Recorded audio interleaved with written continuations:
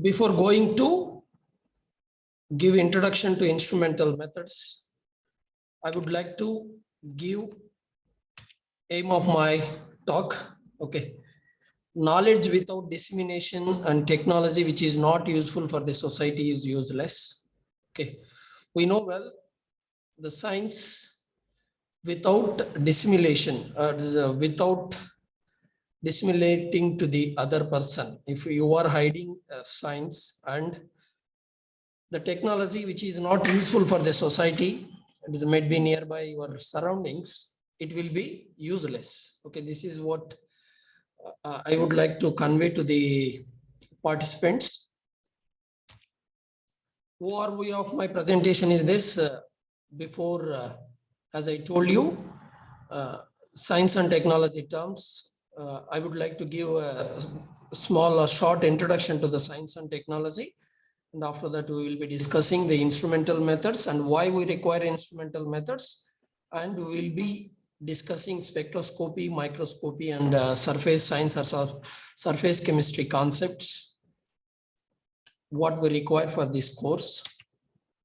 Okay, science and technology, though these two terms are familiar to us, and the discrimination or if we want to distinguish these two, it is very difficult. They are like two eyes to the society or when for country or for home. Okay, so science is a knowledge and technology is an innovation. Then if you disturb any one of these, automatically society will disturb, or your home or your country or your area will be disturbed automatically.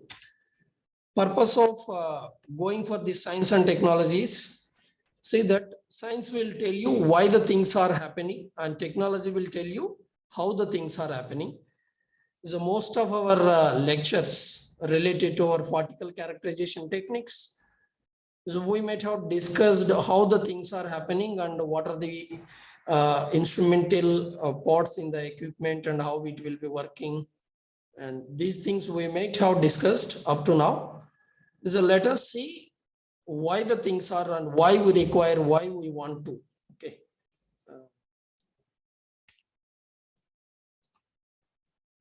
Before going to discuss about our instrumental methods, I would like to show you a top 10 or top 12 inventions which have a tremendous impact on society. Because we are saying that science and technology both are two eyes to the society. Let us see the science and technology impact on society. Let us start with this first, penicillin. Yes, we have to thank once Alexander Fleming for discovery, and even stainless steel. You see that we have to thank once Harry Beerley, and we have to thanks them for anesthesia, Martin, and we have to thanks Alfred Nobel. Okay, so on behalf of his name, and each December people are awarding a Nobel Prize. So was invented a dynamite and cornflakes. Yes, it is also one of the top 10 inventions. It is one of the important thing even. And safety glass. Yes, Benedict. We have to Edward Benedict and X-rays. And pacemaker. Okay, and first synthetic dye in 1856, Perkin. Yes, we know he is an well-known scientist. And radioactivity, Becquerel we have to, and similarly plastic. See, the positive and negative things are there for this, but still we have to appreciate this. And Teflon. Okay, I have given you only 12 inventions at this point, and we know well without these things, without touching these things, we cannot end our day. Okay, this shows the importance of the science and technology, the impact of these things on our daily life. Okay, and why we require instrumental techniques. This is one of the important questions we need to address. it needs to be addressed on first day itself, and due to lack of time and due to our heavy schedule, we are unable to. But anyway, it is not a problem. If you want to justify, or if you want to give an explanation for this, see that the counter question is, we should know about bond making and bond breaking. Okay, if you know about these things, or if you want to know about bond making and bond breaking, we need instrumental technique. We need an instrumental technique, whether it may be physical or chemical. We need an instrumental technique. Interaction of light with matter, it is nearby or surrounding. If light is interacting with matter, if you want to understand the science, we need instrumental technique. And few of these surface chemistry or surface science concepts, we require instrumental techniques.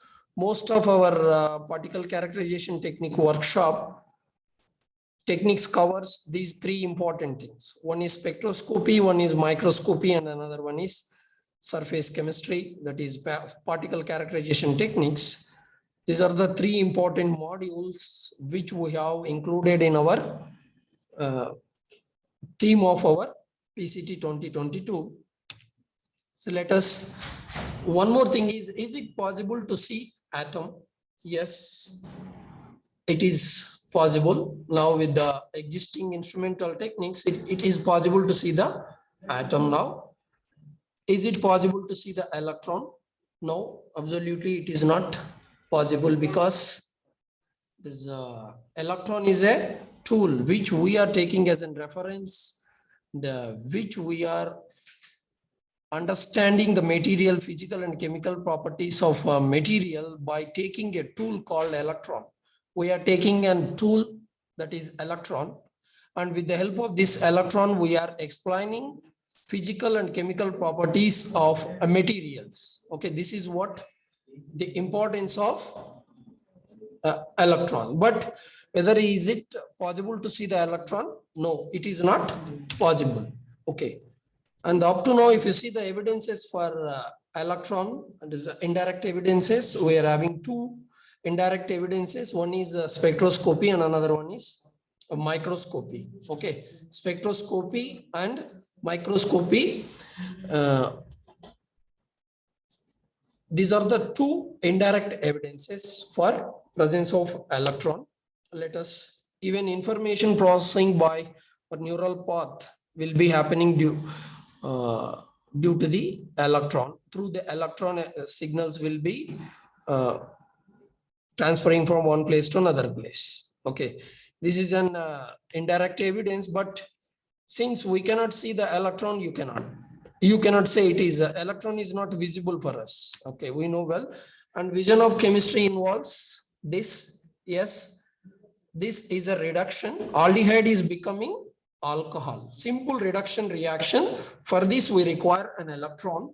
Okay, see that vision of chemistry requires this retinol molecule, that is retinol to retinol, it will be retinol. Aldehyde is becoming alcohol. We require one electron, that is from aldehyde molecule is becoming alcohol. Okay, aldehyde is becoming alcohol. This is what. And photosynthesis. So what is another thing? During the photosynthesis, we will be proposing electron transfer. You see that we are, if you want to understand in surroundings or system, this electron transfer mechanism or oxidation reduction, see that we want to study about electron. If you want to study why we cannot see the electrons, we know well at particular energy, at 1 electron volt, the wavelength of the electron is 1.23 nanometers. We can see only naked with our naked eye 400 to 800 nanometer visible range. We can distinguish the colors. Okay, this is what our range. But if you come to the electron, the wavelength, you see what it is, 1.23 nanometers at that energy. You cannot that is the drawback of these. And whether is it possible to control the electron? Yes.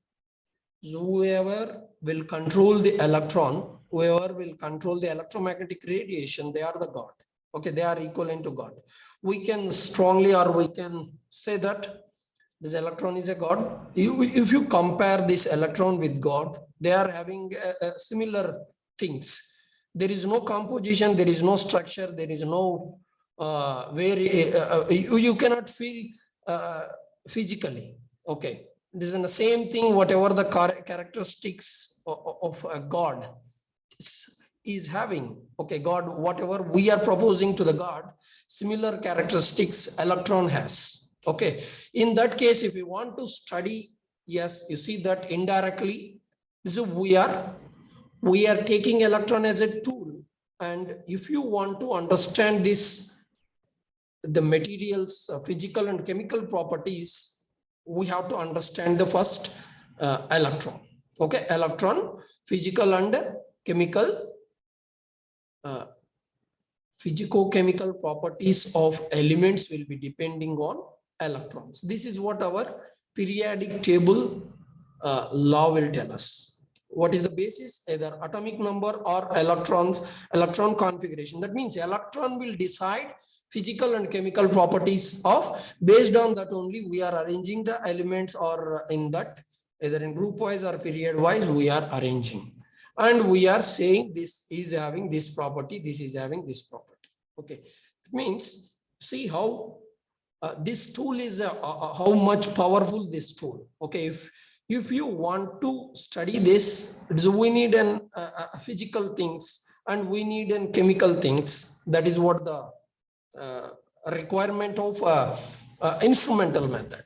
We require instrumental method and indirect way to study this tool. If you understand about this tool, so we can tune the properties, physical and chemical properties of any material. That is what one of the important point we would like to convey at this workshop. Yes, if you come to the types of instrumental methods, we have two types of instrumental methods. There's a physical methods, and there's an anyway instrumental method is coming under physical method. So we are having two types of methods, physical method and chemical methods. And if you compare this physical and chemical method, physical method is a fast method. See one example I will, this is maybe in next slide it will be coming. And based on the recovery of the sample, so we are destructive and non-destructive methods we are. Okay, let us go to the first, the drawback of chemical thing with respect to structural elucidation. With respect to structural elucidation, you see that morphine it took around 150 years. For cholesterol it took around 35 years. For penicillin it took around 15 years.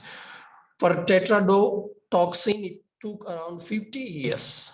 With the help of chemical methods, for showing, you want to show an evidence that it has a carbon, it has a nitrogen, it has an hydrogen. You see that how much difficult task it is. It has a benzene ring, it has a certain fragment. It's like it is in bond breaking, bond making. We have to synthesize it, and we have to break it, and we have to show the evidences. Okay, in that case only you can get full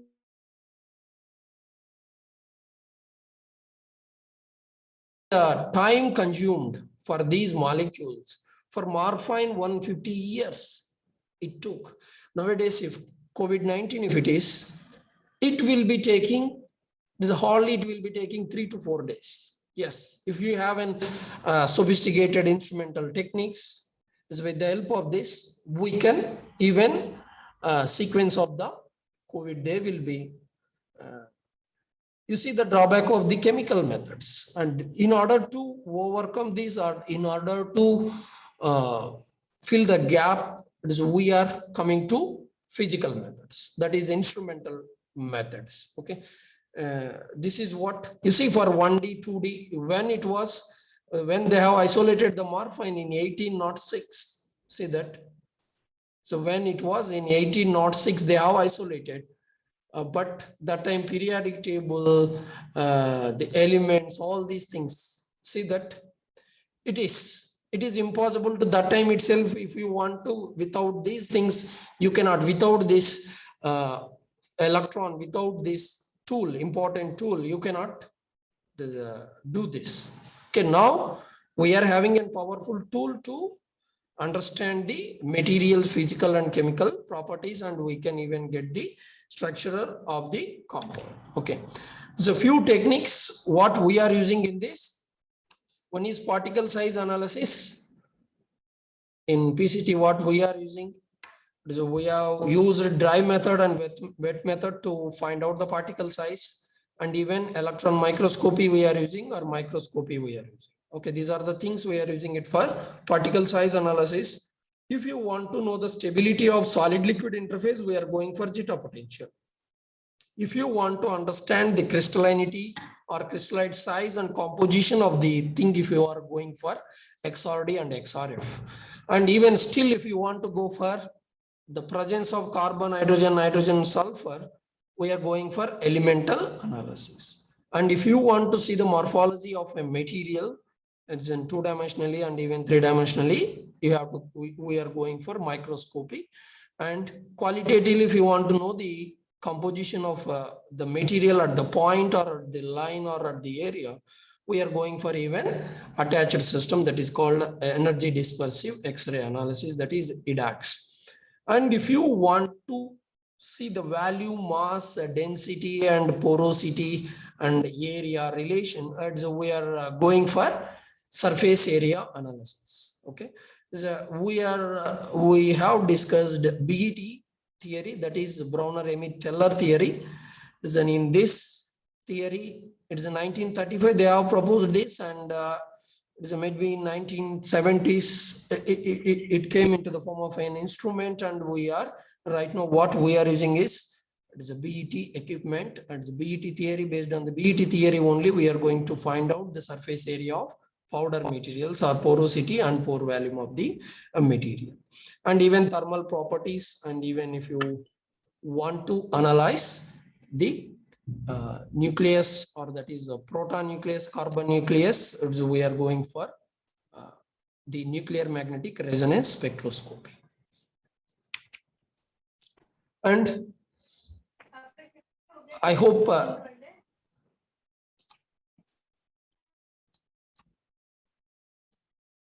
yes, I hope now we understand the significance or importance of instrumental methods or chemical methods. It is the chemical methods are having a drawback. It is a time consuming process. And see that before elemental analysis, if you want to see, or if you want to prove scientifically, science requires an evidence. Okay, if you want to, and with evidence, with accuracy and precision. See that manually if you are doing, and by this nitrogen you are estimating by Geldal method, and nitrogen same estimation you are doing by an equipment, that is elemental analysis equipment. See the thing for Geldal method, how much it will time, it is a time consuming process. Okay, moreover you don't have an molecular formula with you. It is very difficult to find the nitrogen weight, atomic weight percentage as manually. With the help of equipment, or with the help of elemental analysis equipment or elemental analyzer, it is a quick process. So now first thing is spectroscopy. So we will be concentrating three things, that is spectroscopy, microscopy, and another one is surface chemistry. So whatever basic things we require for these, I will be discussing in this presentation. So I may not go deep, because we are discussing from last 1 week, from last 5-6 days, we are discussing about these things. Mostly spectroscopy we have not, up to now we have discussed only solid state, NMR, and X-ray fluorescence spectroscopy, two cases we have. So now let us go to the spectroscopy definition. It is most of the chemistry and physics people might have known this definition. Interaction of matter with electromagnetic radiation, EMR. What we call it as electromagnetic radiation is a matter may be either solid, liquid, or gas. And we know the composition of electromagnetic radiation: cosmic rays, gamma rays, X-rays, UV, visible, IR, microwave, radio wave. This is the energy wise the order will be coming: cosmic, gamma, X-ray, UV, visible, IR, microwave, radio wave. Okay, this is the order of the energy wise, decreasing order of the EMR, electromagnetic radiation. So what will happen if matter is interacting with this, or EMR is interacting with the matter? A. So we have seen the phenomena already: absorption will, reflection will, diffraction. It depends on the what light you are or what source you are. If you are sending X-rays, there's a diffraction will happen. Okay, if you are sending UV, visible, IR, microwave, radio waves, what will happen? Matter will absorb the radiation. And how will you find out the absorption? Okay, all this. You see that here, if we come to the spectroscopy again, emission spectroscopy and absorption spectroscopy, you are here. So if you have a detector for detection of absorption, so we call it as an absorption spectroscopy. All if UV visible radiation is interacting with the matter, that is known as UV visible spectroscopy. If IR radiation is interacting with the matter, IR spectroscopy. Okay, or vibrational spectroscopy, or this UV instead of UV, you can call it as electronic spectroscopy. Microwaves, if it is interacting, microwave spectroscopy or radio wave spectroscopy.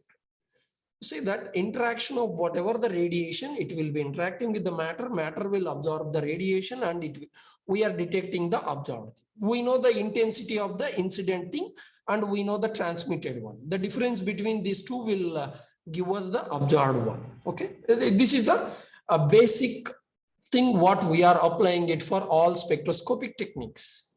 Okay, so now the EMR is having both electrical component and magnetic component, which they will be having perpendicular to each other. They will be propagating in straight. And components of EMR is this: cosmic, gamma rays, X-rays, UV, visible, infrared, microwave, radio. So you see that energy will come down. Cosmic rays are highly energetic, and there is no cosmic ray spectroscopy or gamma ray spectroscopy. It's still we will mass bar and X-ray. Okay, except these three, all these UV, visible, infrared, microwave, radio. You see that all these radiations, they will be interacting with the matter, and matter will absorb either solid or liquid or gas. They will be absorbing the energy from these rays, and we will be getting raw signal, and we will be applying for, in the case of infrared or in the case of radio waves, we are applying FT technique, Fourier transform technique, and we are getting the signal. Okay, this is what and simple introduction to the spectroscopy.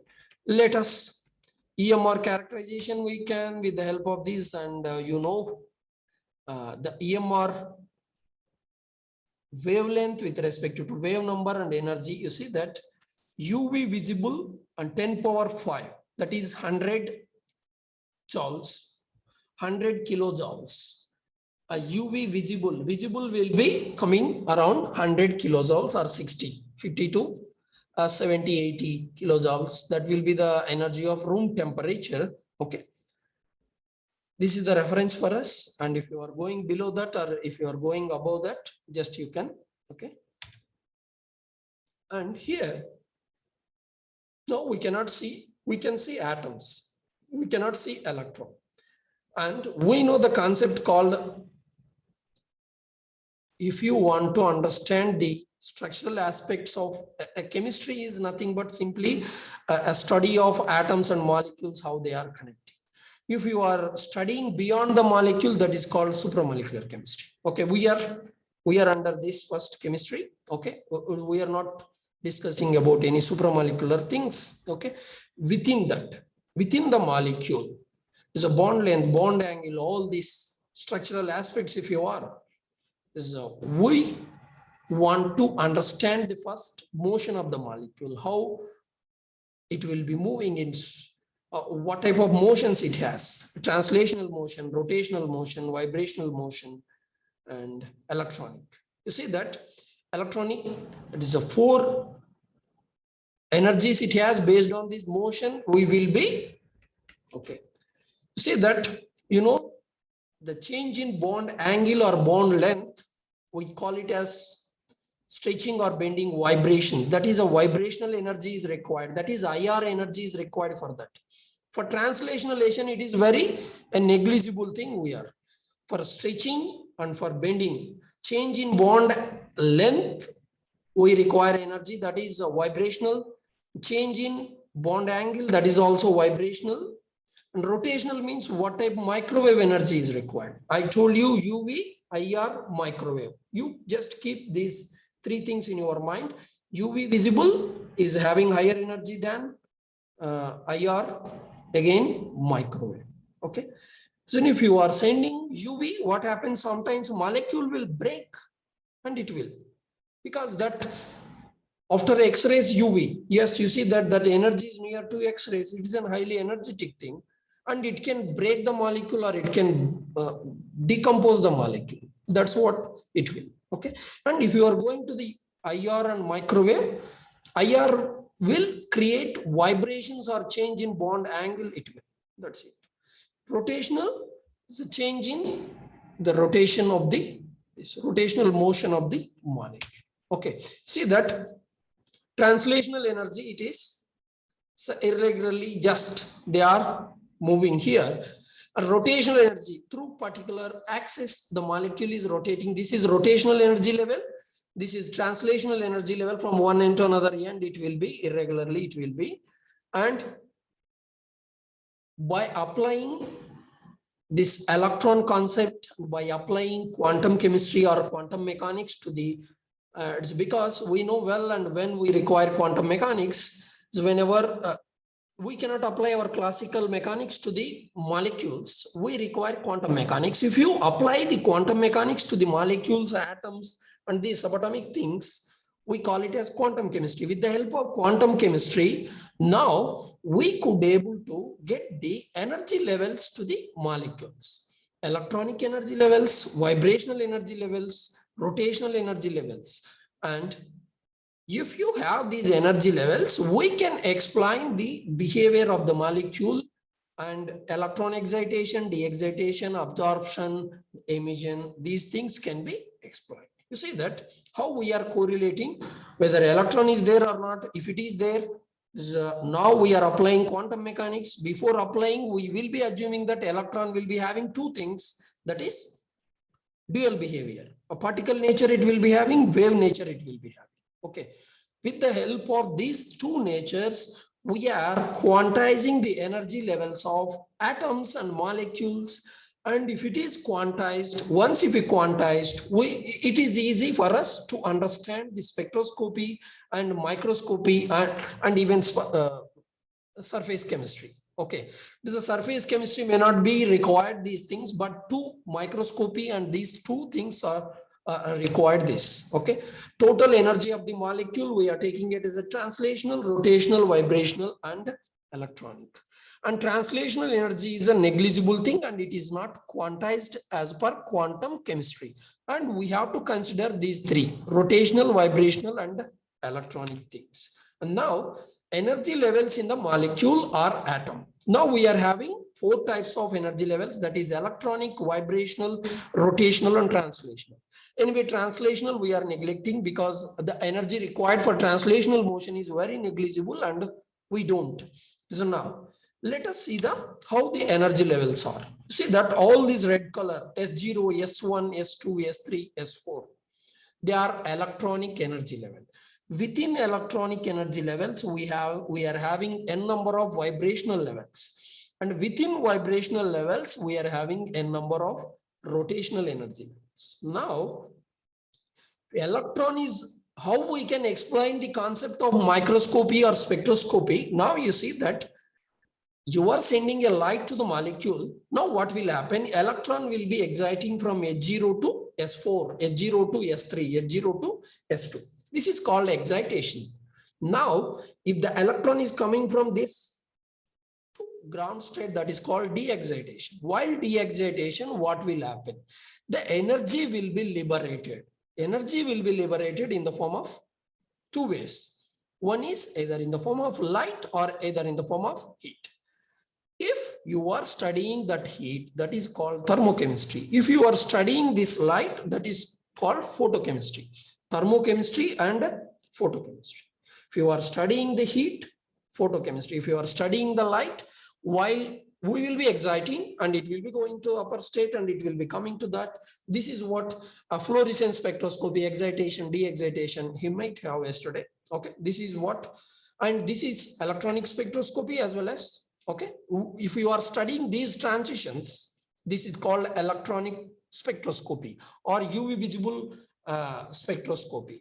UV visible energy is required for these excitation and de-excitation. If you are sending UV visible energy, what will happen? Electron will go from S0 to S4 and it will come down. Okay, this is electronic spectroscopy.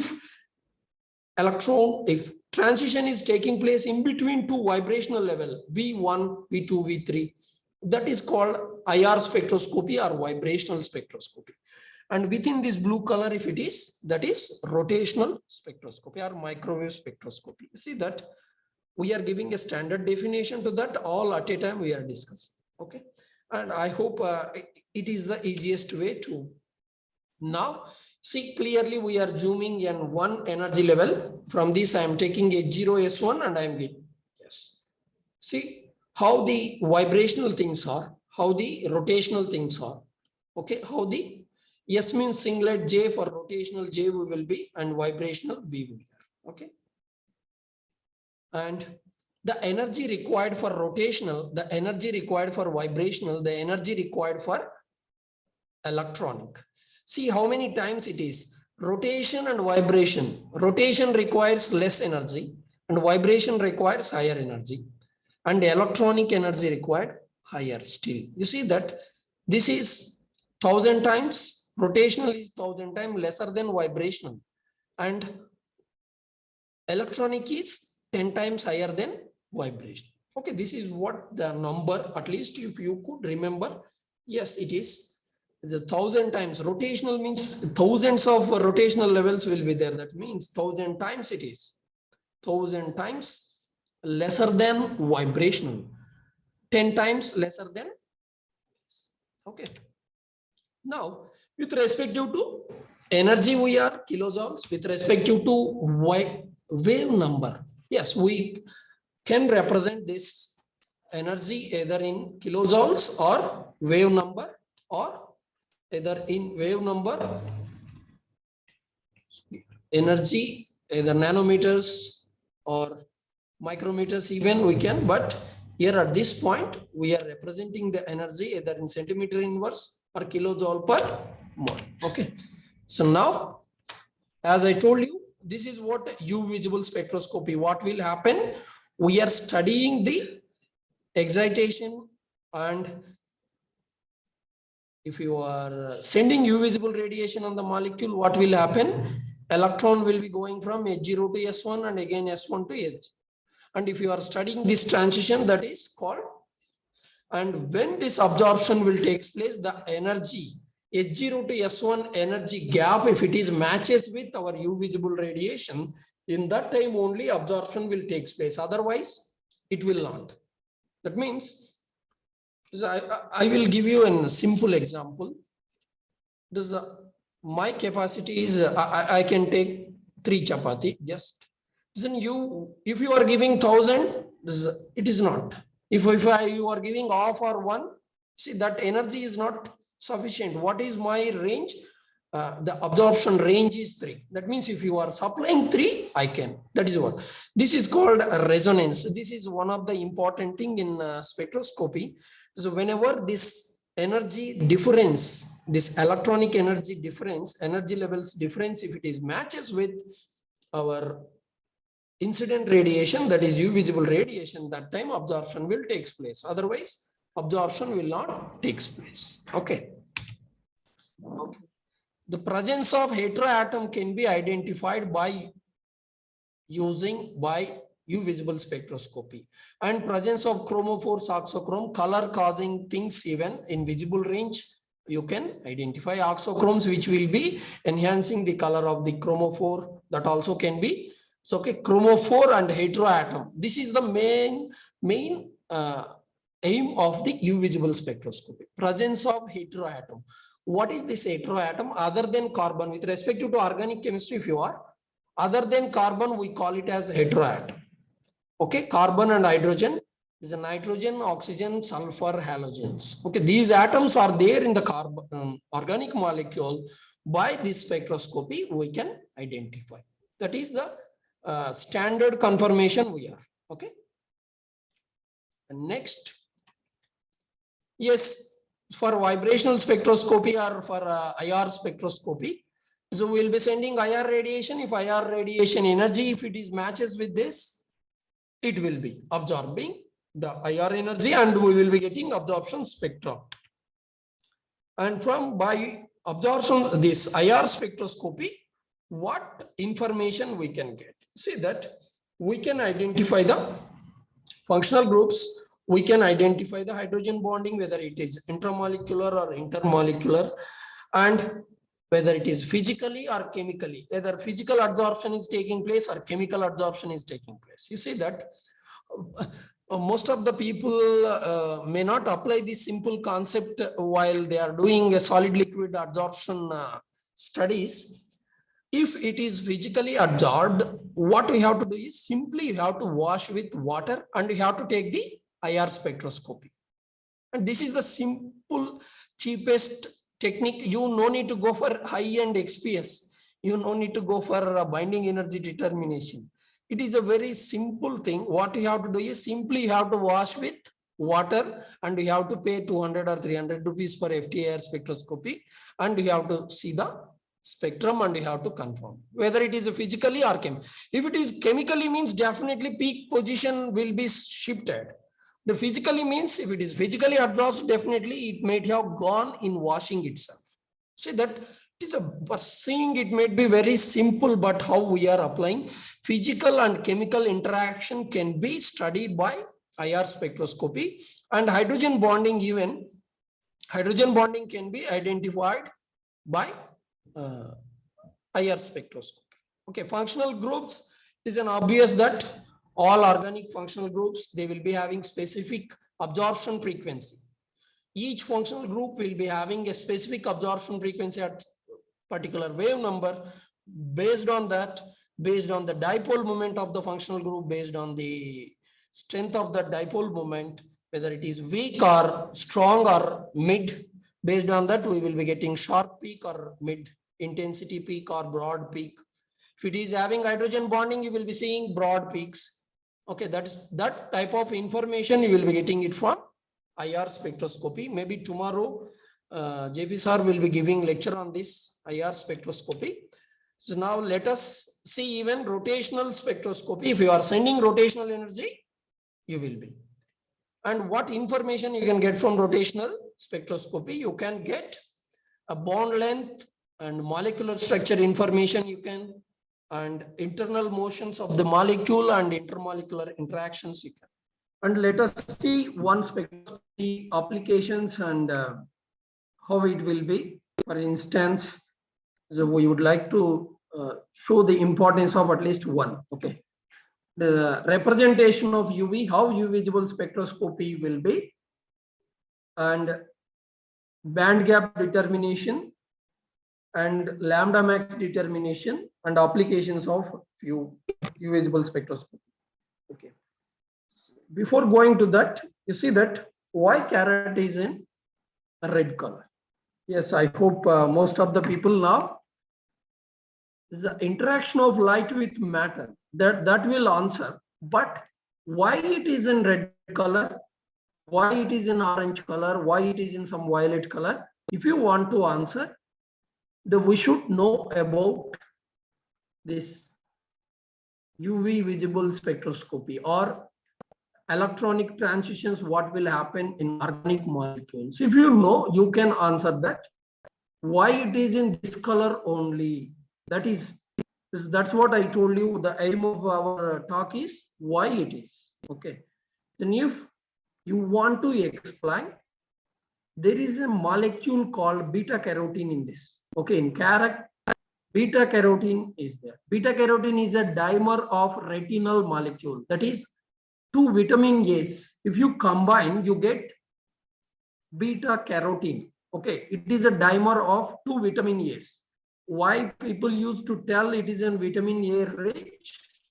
The reason is if you break it, you get two vitamin A's. One beta carotene molecule, if you break it, you get two vitamin A's. That is the thing. That is the responsible molecule which will be absorbing light.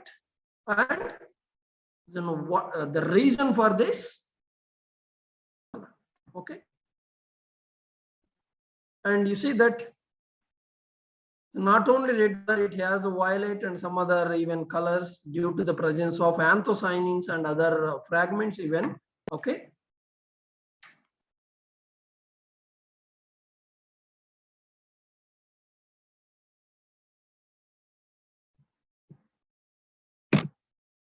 And one more, this similarly lycopene, you see that? Yes. Similarly, anthocyanins because of the, and even skin color due to the presence of so what is the thing? Melanin. Melanin is the responsible even different colors of the animals. If you are, so we are even the melanin. And if you don't have an melanin, then you will be having an disease called albinism. This is one type of thing. Okay, if you want to answer this, we have to understand the electronic transitions happened in organic molecule, that is visible spectroscopy we show. The periodic table will tell us the physical and chemical properties of materials will be depending on the electrons present or valence electrons. Okay, number of electrons present in it.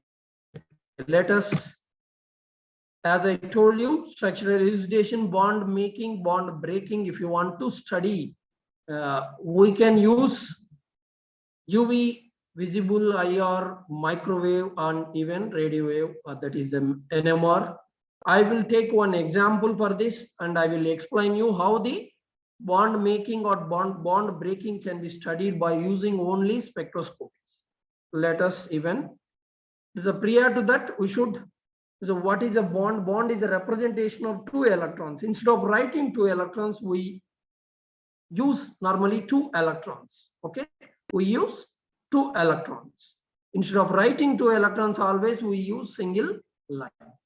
That means either instead of writing two electrons, we will be using line. If you are writing line, means you are writing two electrons. Okay, that is the, so why the bond will be, okay, bond will be formed due to, in order to get the stability. Okay, see that even if it is formed, whether it is covalent, it's an ionic and coordinate covalent, electron density on these molecules, you see how it will be. For looking, just I have given a different color also, even how the electron density will be.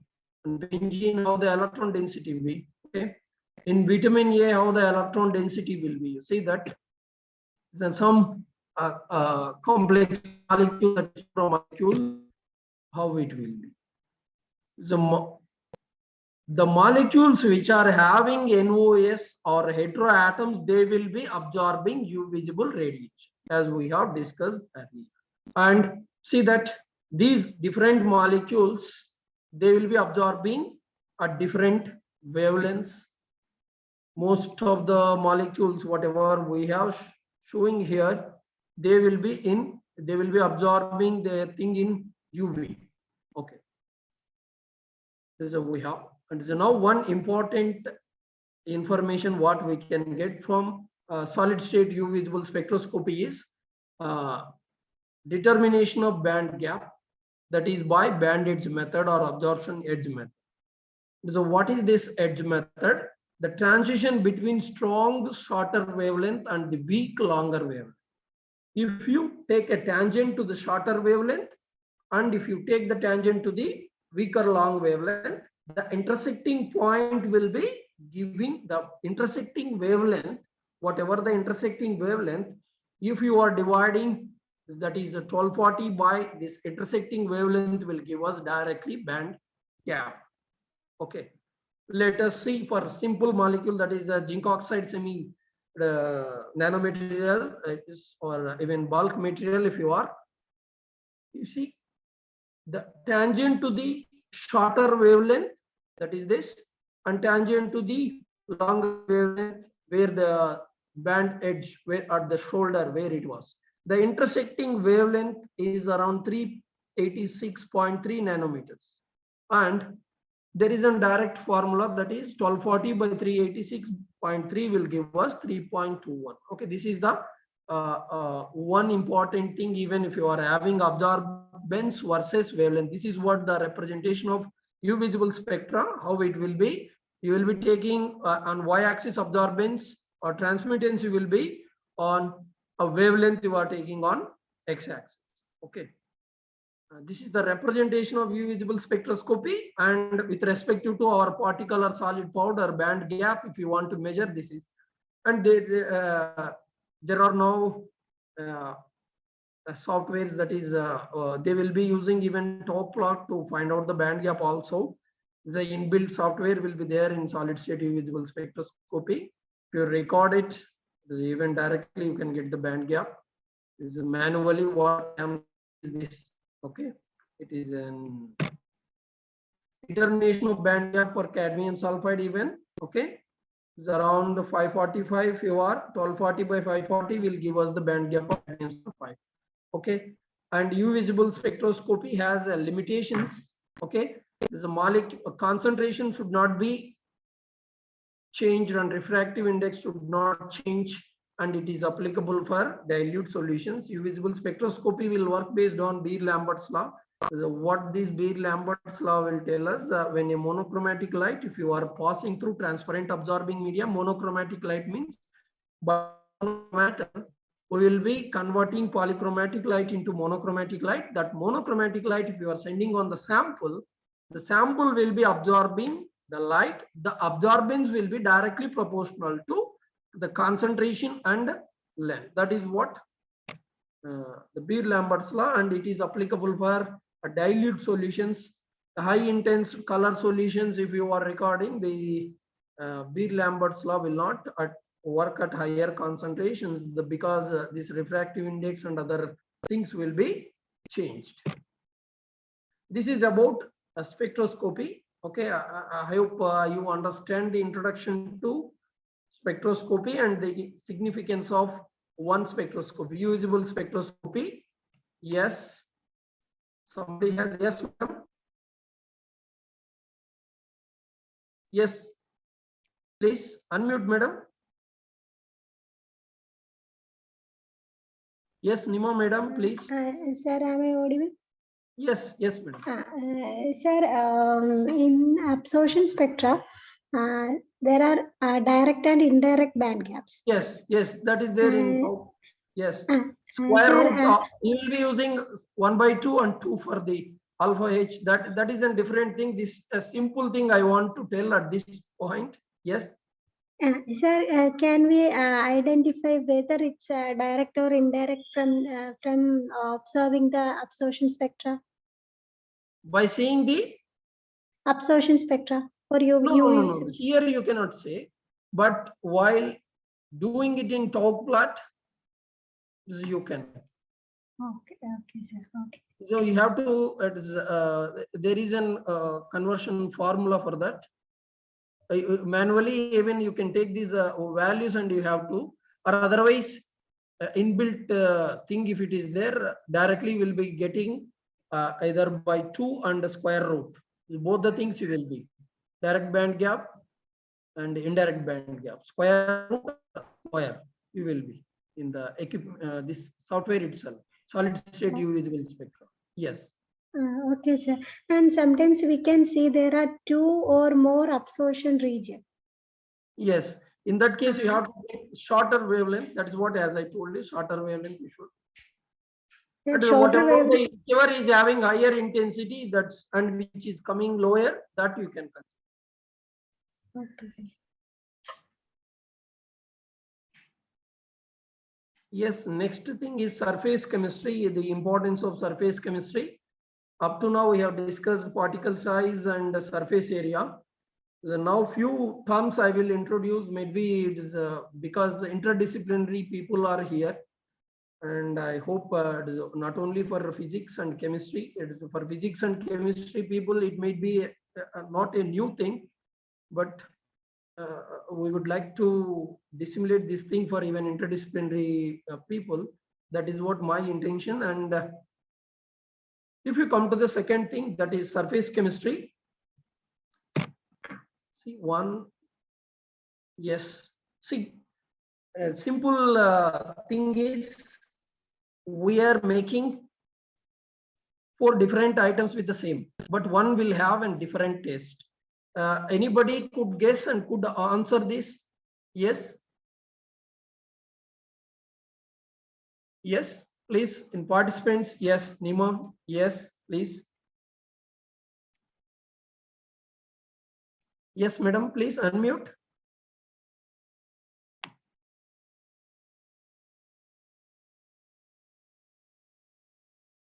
I hope participants, you can answer this. Okay, no problem. We will say that we are making these 4 items with the single, but without additives, one will be tasty. The reason is surface area. And if higher the surface area, surface energy will vary. And surface area is increases, what happens? Active sites will be increased, and active sites, if it is increases, what happens? It will be interacting with our tongue active sites, and we feel it is a tasty. That is the science behind in this. Okay, is mostly boiled rice will have a lower taste than other 3 items, and next idli will, because you are grinding it, you are activating it. Okay, you are not adding any additives in this. So without adding any additives, I am talking the number of active sites and surface area. The surface area of the rice and this boiled rice and this idli powder, you see the this will have higher surface area, and again uttapam and dosa will be having higher surface area, and we are activating again these 2 things. We are boiling, and even these 2 things, just you see the thickness of this and that, and number of active sites which are exposed outside, this will be high for this, and that is the reason it will have higher. Finally, our answer is which one will have higher taste. This is the thing. Yes, you see, by applying even surface area of this rice per kg is 260 meters squares. If you grind it, if you activate it, it will be having 100 times higher than rice. And even with the activated charcoal, which is having higher surface area, even we can remove the decolorization, and if you can use this activated charcoal for decolorization, and even you can use it as an sometimes it will be removing a bad smell also. And similarly, just see this sorghum millet will be having 200 meters square per kg, and once if you grind it, it has 35,000 meters square per kg. See the times around 175 times, 175 times higher than the raw material. Okay, 175 times higher surface area has 175 times active sites. You see the number of active sites which are present in this will be very high. This is the reason why hand feed food will be tasty. This is one more scientific reason behind in it. The surface area will decide the taste. It is I am taking a simple physical a property. I am not taking any chemical reaction or rate constant or any other things. It is a simple thing. Everybody can understand, I hope. And spoon feed food may not be that much. So now, why this dimension or the surface area means we are bringing the dimension, lower dimension to the particle or initial grain from to fine size powder. We are applying energy. If you are applying energy, we call it as scientifically what? Activation. The mechanically or by conventional method we are, or by modern technique we will be activating it and we will be doing. Okay. And even see this raw, boiled and fried, which one will be? Yes, active sites. And if you are supplying high energy, when compared to boiled, fried will be having higher taste. Similarly, boiled, fried, always fried will have higher taste. The reason is number of active sites and number of it will be. Okay. And if we come to the adsorption process, mostly scientifically we have three types of words.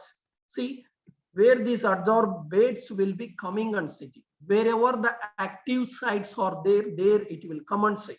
Wherever the active sites are there, first, higher the active site, higher the energy, there adsorbate will be coming and sitting. What is adsorptive? Adsorptive means which it is going to absorb on the adsorbent surface. Okay, that is adsorptive. Okay, adsorbate means absorbed. So what we call it as adsorbate, adsorptive and adsorbent. So which is providing space for adsorbate, that is adsorbent. Okay, adsorbent, adsorbate and adsorptive. Please keep in these three words. It may be new to you. And absorption, see that it's for hearing, but sound it may be. But absorption is a bulk phenomena. It is adsorption is a surface phenomena. See that always. And again, this adsorption is either physical or chemical. How will you distinguish? That is one more important thing. So let us, in adsorption, equilibrium is easy, but absorption, equilibrium is slower, that we know. And one important thing in this absorption and chemisorption differences, the energy, heat of adsorption, free energy of adsorption. If it is about 20 kilojoules, we say it is chemical, mostly about 20 or 40 between even. So we call it chemisorption. Okay. And other things not required. If you could able to find the free energy of adsorption at any solid liquid interface, you can distinguish whether it is physically adsorbed or chemically. Qualitatively, by taking FTIR, a simple thing you can find out. And by doing zeta potential also, you can find out the free energy of adsorption, or by doing adsorption studies, you can find out how you can do the adsorption studies at different kinetic different temperatures, and you can find out the activation energy. Once if you know the activation energy, you can find out the free energy. See, we are having 3-4 ways to find out, 3 ways to find out free energy of adsorption. Okay, this is one of the important parameter which will be telling us whether it is physically adsorbed or chemically adsorbed in solid liquid interface. And now let us come to the adsorption isotherm. Okay, you might have heard about this adsorption isotherm. Okay, so in the solid liquid interface or solid gas interface, if you are seeing a relation between two variables, you call it as an adsorption curve. Okay, so now what is X, what is M here? You see that I told you already, M and X. See, adsorbate X and M adsorbent weight. Okay, X adsorbate by adsorbent, that is X is a function of, is equal to a function of pressure and temperature. If you vary pressure, it will. If you vary the temperature, it will. And similarly, in liquid concentration, we are replacing the term of pressure with concentration. Either solid gas interface or solid liquid interface, this is what happens. And at constant temperature, if you are studying, that is adsorption. What you have heard in wet, adsorption isotherm. At constant temperature, if you do this, you call it as adsorption isotherm. Okay, adsorption isotherm. And adsorption isoster at constant x by m. See that at constant x and m, you are fixing that, and if you are, that is called absorption isoster. And at constant pressure, gas solid gas interface, if you are doing, that is called adsorption isobond. Okay. And mostly adsorption isotherm, what we required, either solid liquid interface or solid gas interface. Let us mathematical expression for adsorption isotherms. We are having three adsorption isotherms here: Freundlich, Langmuir, and Bett adsorption isotherms. Bett adsorption isotherm, we are applying it for multi-layer things. Langmuir, monolayer thing, and Freundlich adsorption isotherm, solid liquid interface, we will be less. And solid liquid interface, these are the factors which will be affecting the adsorption, just nature of the adsorbent, nature of the solute, and effect of temperature and concentration of the both. And see adsorption isotherms, if you are concentration versus this, or pressure versus if you are, that is the. And Langmuir and Freundlich adsorption isotherm, most of the solid liquid interfaces we will be hearing these two important adsorption isotherms. Langmuir is a theoretical thing, Freundlich it's an empirical, and Freundlich x by m directly proportional to C power n or k into C power n, we will be, and these are the terms and their definition. The amount of adsorbate adsorbed on the m, and m is mass of the adsorbent, k is adsorption constant, and n will be always less than. And even if you apply the law, you will be getting adsorption isotherm what you will be. And so Langmuir adsorption isotherm, adsorption and condensation and evaporation, you are equalizing it and you are getting the Langmuir adsorption isotherm. This Langmuir adsorption isotherm is applicable for this low pressures, it is, but higher pressures it is not. This is the limitation of Langmuir. And once if it is Langmuir is unable to, and what we are going for multi-layer adsorption theory, that is a Bett, which was proposed by Bronner, Emmett, and Teller in 1939 or 35 around. Okay, so now we will be seeing it in the form of equipment. We are applying the Bett theory into this, and we are getting Bett equipment. Okay, and with the help of that equipment, we are analyzing the surface area. Okay. From Bett area analysis, Bett surface area analysis, mostly three things: surface area, porosity, and pore value. Okay, so it may be new. Porosity and pore value, what is that? Let us discuss first. Surface area. What is surface area? If you are taking an unit weight of a material, how much area it will occupy? See that. For milk powder, it will be occupying 6 meters square per gram. For talcum powder, it will be occupying 250 to 300 meters square per gram. 1 gram of material, if you are even metal organic frameworks, MOFs, you may have heard, and up to now 10,000 or 12,000 meters square per gram. That is the highest reported higher surface area up to in the literature. Mostly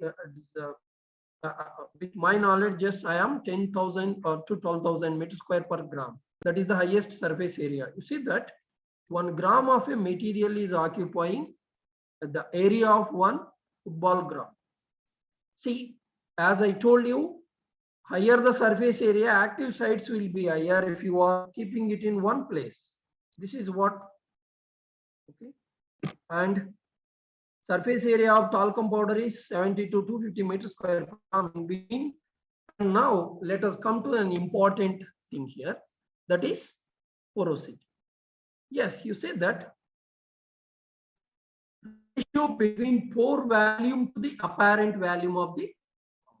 Here, different types of pores we are. Closed pore, open pore, cylindrical, funnel. Yesterday, as our DK Sharma sir as telling us, this material has every type of cavities, channels.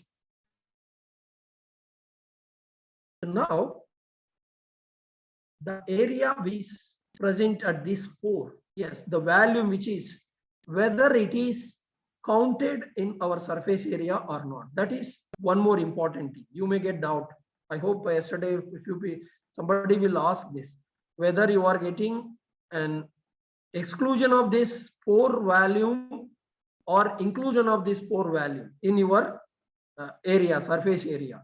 You see that the area occupied at this point, this is an open place, but it is open pore.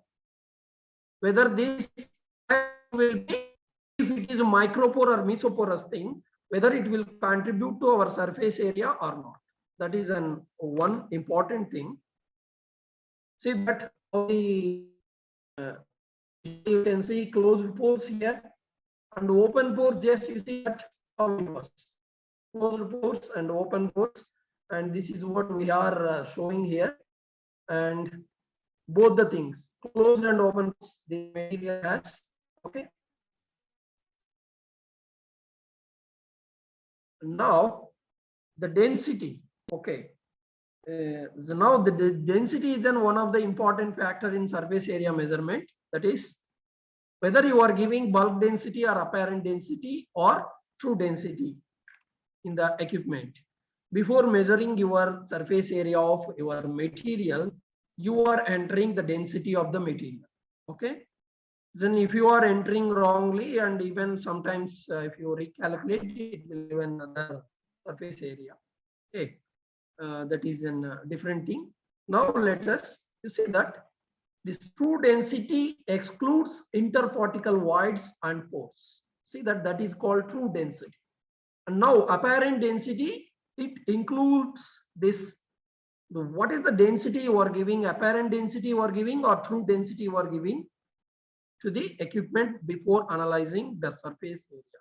That is very important here. And one more thing, bulk density, it includes both the things, that is in voids and pores. It will be based on this. Yesterday itself we have porosity 20 angstroms, 500 angstroms.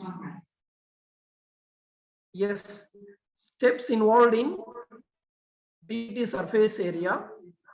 First step is we are degassing.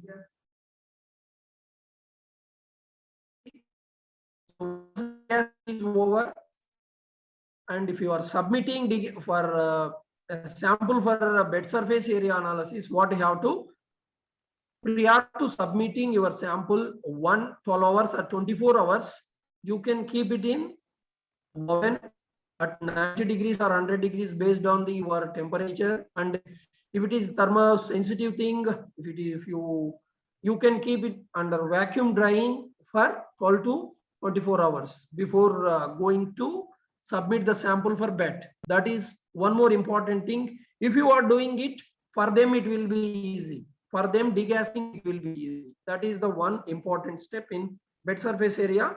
And second thing, they will evacuate and they will be going for free space measurement. And once free space measurement is done, and they will be getting the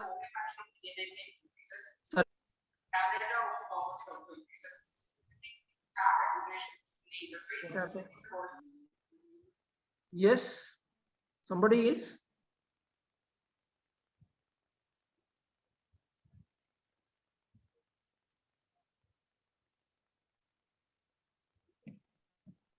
Okay, absorption isotherm and desorption isotherm you will be, and you are having other parameters also, a T-plat, and by using T-plat you can, even if you want to get a T-plat for bed surface area analysis, you have to keep minimum 50 to 100 points, and T-plat will tell us whether it is a microporous or mesoporous. Okay. Then if you want to measure the surface area alone, quick, a single point you can, or 5 points you can. Okay, depends on the surface area of even the number of samples what you are having will be. The mostly 5 point surface area is reliable, and instead of taking 1 point surface area. At low pressures, what it will be first, microbes will be filling at low pressure, will be forming monolayers. At medium pressures, it will be forming multi-layers. At high pressures, it will be condensation will take. Okay, these three things will happen. This is the thing, it is a which we are getting, which we are having 5 types of different adsorption isotherms, type 1, type 2, type 3, 4, and 5. It will be okay. Up to this, what we have, spectroscopy and surface area thing we have, and what we can, yes, for spectroscopy, now I am giving an example, that is structural elucidation or degradation. Okay,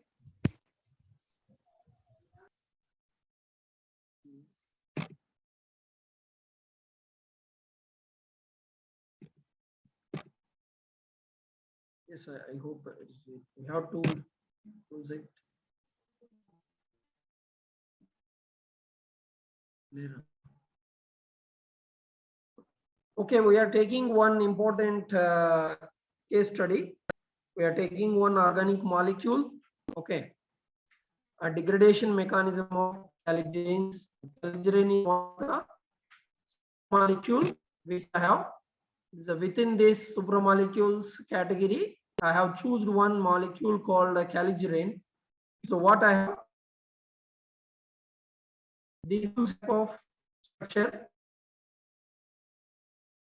because of its antioxidant nature, and we are adding them into the polypropylene, and we are checking their antioxidant activity.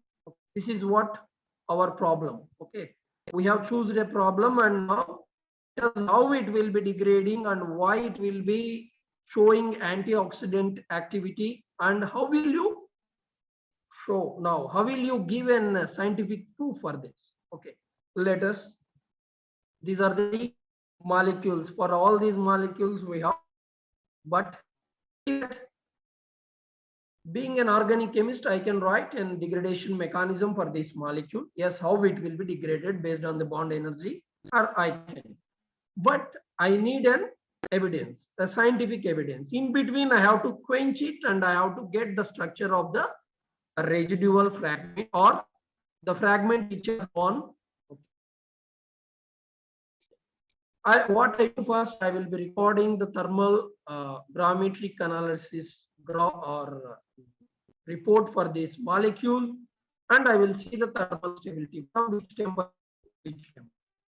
And I will be adding caligrin to this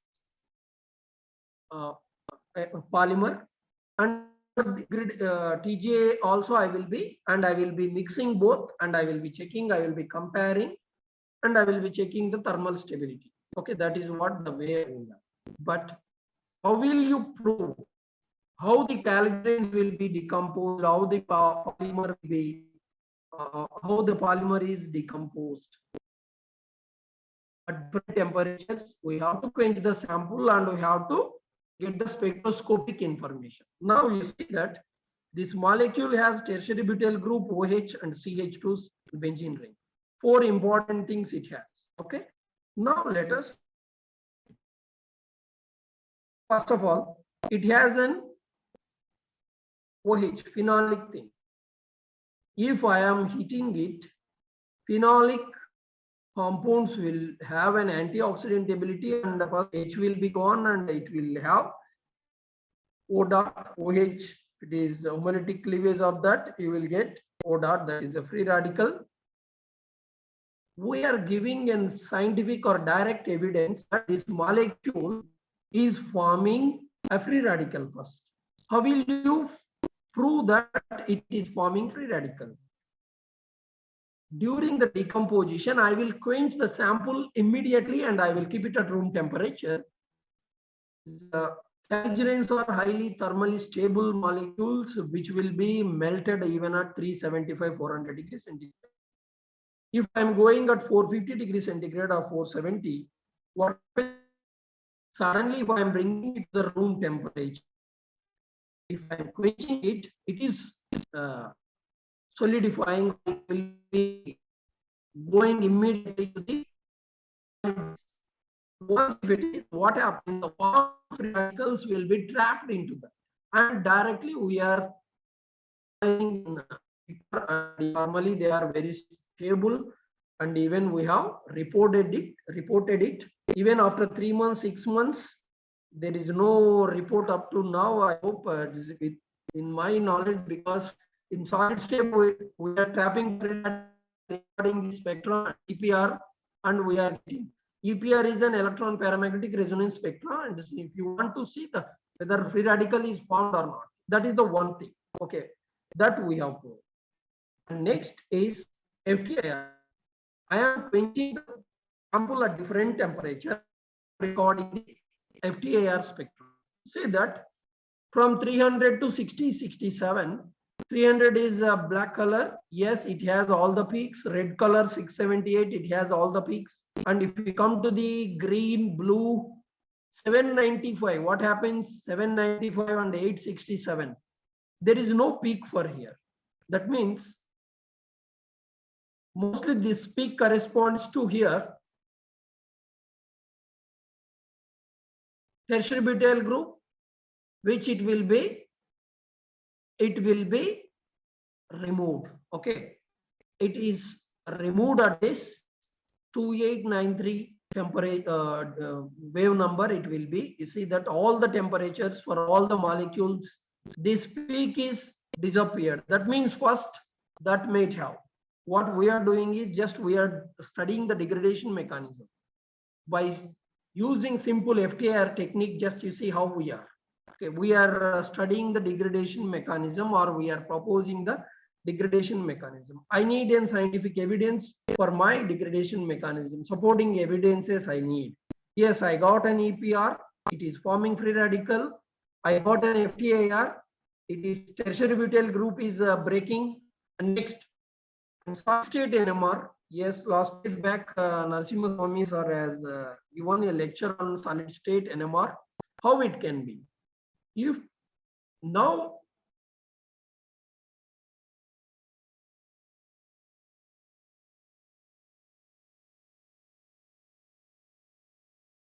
this CH2, this calgerins having CH2. These CH2s are giving a peak at particular ppm. Okay, now I'm recording the solid state NMR of the quenched samples at different temperatures. See that 300. I am not heating in NMR.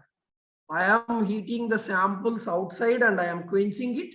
The quenched thing I am taking it to solid state NMR and I am recording. And I am showing that this peak is disappeared. You see that 0 to 50 in between, the peak was disappeared. What is that indicates? That indicates the molecule is breaking at that position. That is the reason we are not finding any CH2 signal. Okay, this is one more thing. See, by FTIR, tertiary butyl group is going, by solid state NMR, what I am, CH2 is breaking, and I am adding this thing in polymer, and I know the polymer mechanism well, and it is a well established mechanism. And if I am adding polymer, I am adding calgerine to the polymer, what happens? These calgerines will increase the thermal stability of polymer.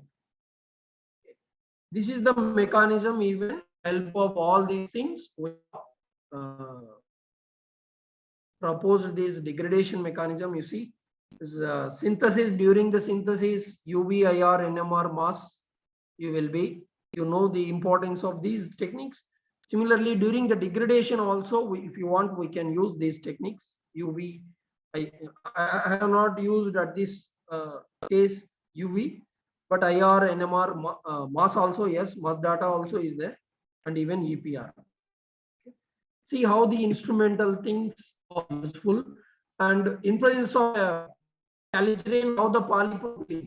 Yes, how we can prove that activation energy of the polypropylene in presence of polypropylene, in absence of polypropylene, if you have, the activation energy is increased.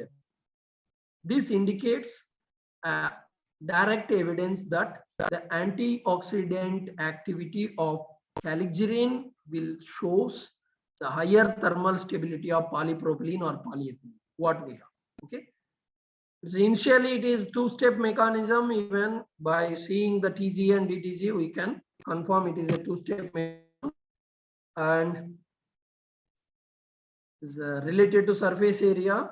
As we have microporous mesopores, as it was, yes.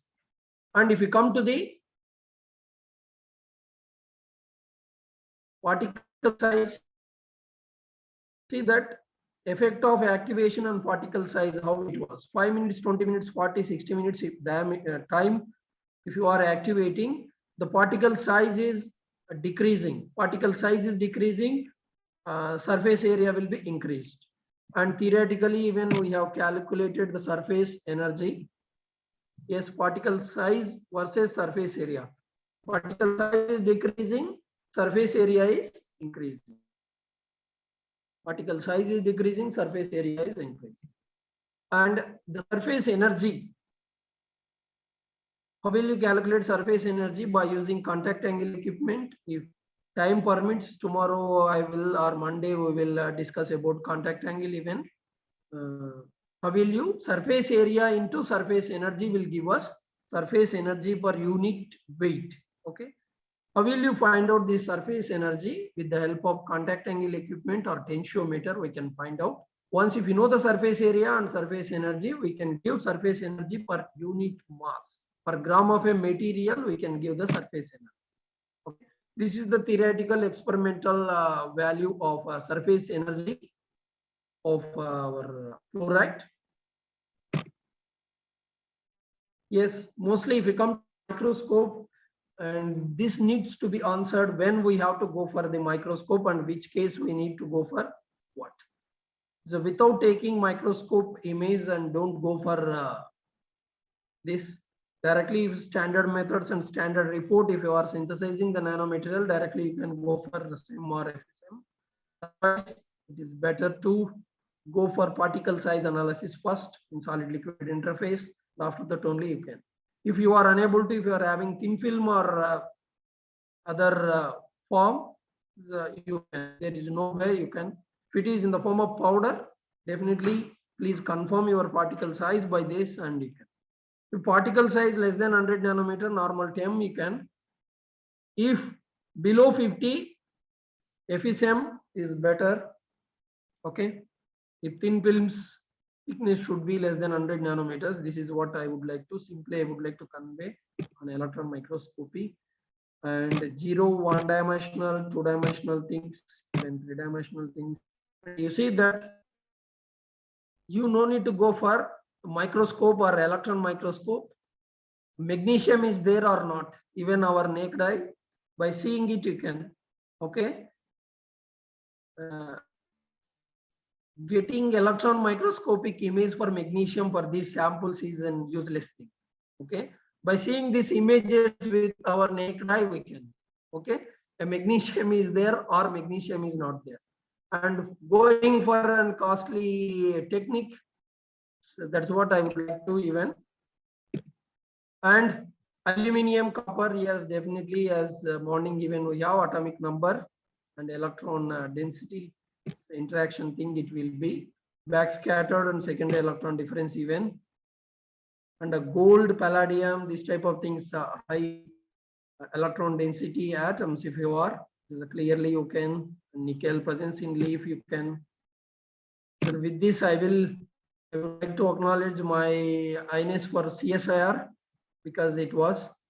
And on this occasion, I would like to acknowledge our founder chancellor, Colonel Dr. JPR. Okay.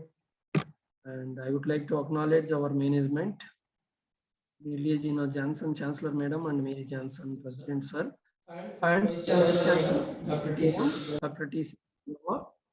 For their continuous support for this event and for their encouragement.